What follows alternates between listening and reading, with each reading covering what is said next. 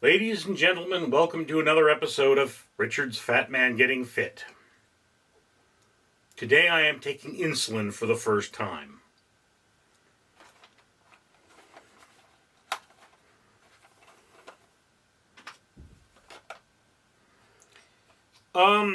Well, no. I am injecting myself with insulin for the first time. I've taken it before, when I was in the hospital.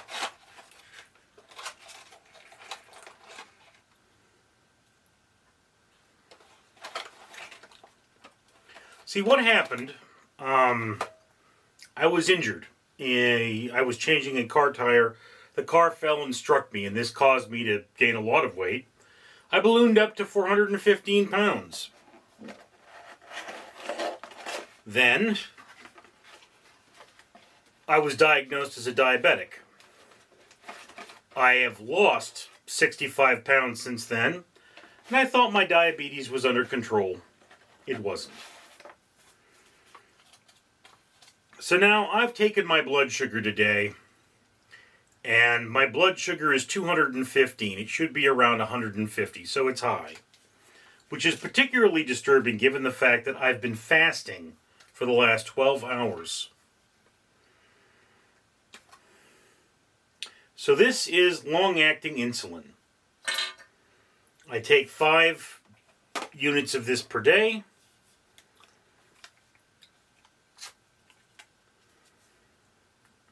And it was discovered that my, you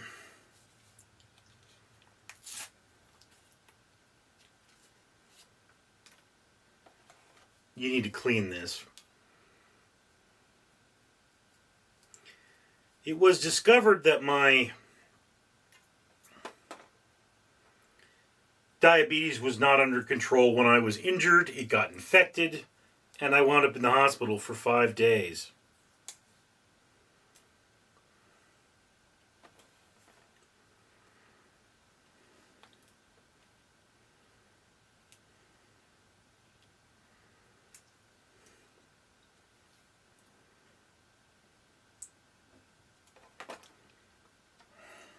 I've never done this before for myself.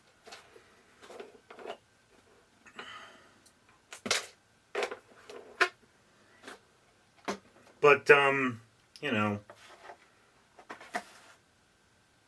this is the world that we live in. I have to admit, I would not take insulin if I didn't have to. I'm not afraid of needles, and I'm not particularly squeamish, but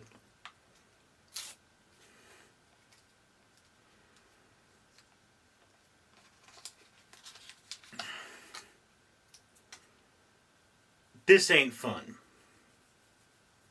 Okay, so I'm sterilizing the area that is going to get the injection.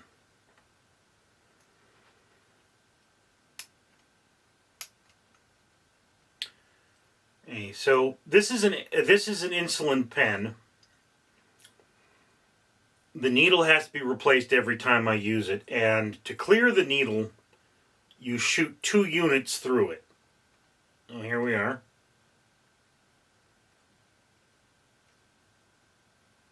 I don't think that worked.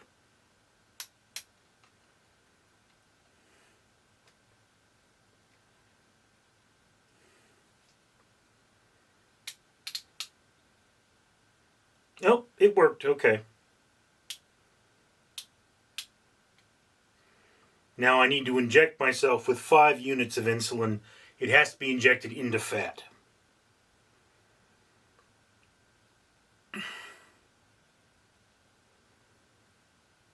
I so do not want to do this. Incidentally, once I inject it, the needle has to stay in my flesh for 10 seconds in order to prevent the insulin from leaking back out. So, here we go. 1 1,000, 2 1,000, 3 1,000, 4 1,000, 5 1000, 6 1000, 7 1000, 8 1000, 9 1000, 10 1000. All right. So,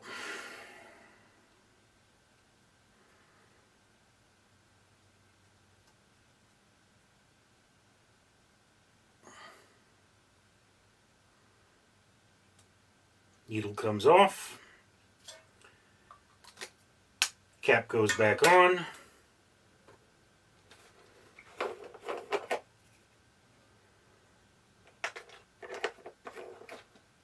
Sharps are away. All right. So that's my first time injecting myself with insulin. All right. Now, obviously, you do things like wash your hands first. It's good to do this after you shower, but you do have to understand that, I'm actually supposed to do this 4 times a day.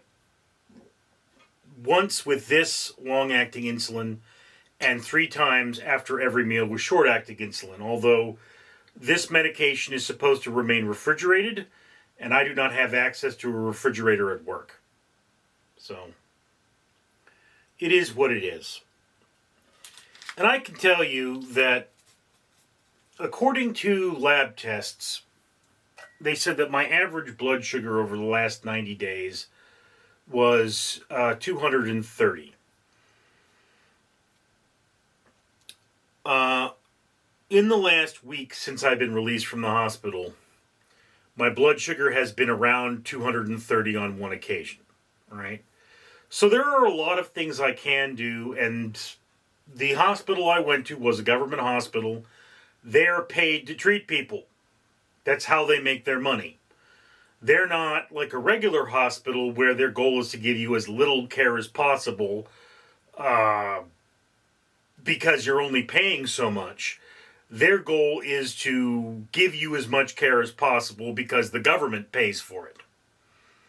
So yeah, I mean, they're going to over-treat me as opposed to the normal hospital, which would under-treat me. And that's a thing to understand, But, the thing to do is to watch my blood sugar and to monitor and have a healthier diet. I can tell you, when I got into the hospital, almost every day I was fasting because I had an operation coming up, and they didn't know if it would happen that day. They had to get me to a certain point.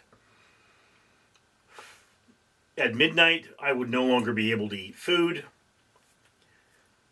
until the doctor checked me the next day. Sometimes I would miss breakfast, sometimes I would miss lunch.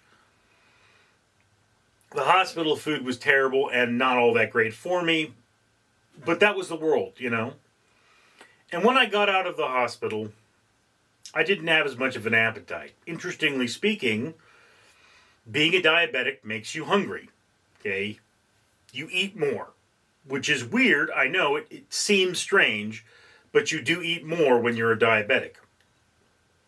So, the insulin injections, the lowering of my blood sugar mean that I was less hungry. And yeah, I have to watch what I eat. I have to be aware of my health conditions.